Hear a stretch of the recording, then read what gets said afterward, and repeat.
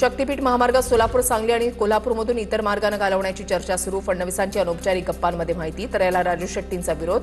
बाराही जिल्ह्यातून महामार्गाला विरोध. मग हा अट्टहास कशासाठी? राजू शेट्टींचा सवाल. सोलापुरातील 4 नव्हे 5 माजी आमदार भाजपच्या वाटेवर. अजित पवारांच्या राष्ट्रवादीच्या यशवंत मानेंचा दावा. पक्षाच्या वरिष्ठांकडून आमच्याशी संपर्क नसल्याची माहिती. पंकजा मुंडे याच गोपीनाथ मुंडेंच्या खऱ्या वारसदार. प्रकाश महाजन यांची प्रतिक्रिया. मुंडेंच्या राजकीय वारसाबद्दलचा प्रश्न भुजबळांनी सुरू केला. तुम्हाला कोणी अधिकार दिला? आताच भाऊ बहीण एकत्र आले, कशाला मिठाचा खडा टाकता? महाजनांचा सवाल. तर हा अधिकार करुणा मुंडेंना नाही, असंही केलं स्पष्ट.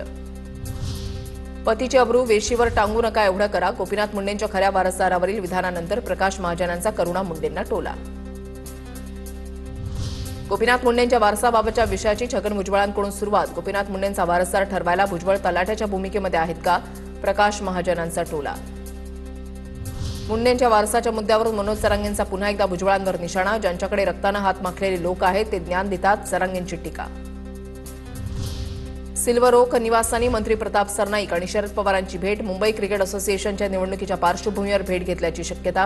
सरनाईकांचे पुत्र विहंग सरनाईक अध्यक्षपदाच्या शर्यतीमध्ये, तर दिवाळीची सदिच्छा भेट घेतली. सरनाईकांची प्रतिक्रिया.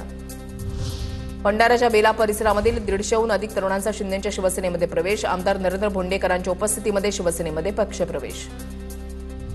ठाकरेंच्या शिवसेनेचा 27 ऑक्टोबरला निर्धार मेळावा. संकल्प विजयाचा, मुंबई जिंकण्याचा. मेळाव्याच्या बॅनरवर उल्लेख. वरळी NSCI डोममध्ये संध्याकाळी 5 वाजता मेळाव्याचं आयोजन.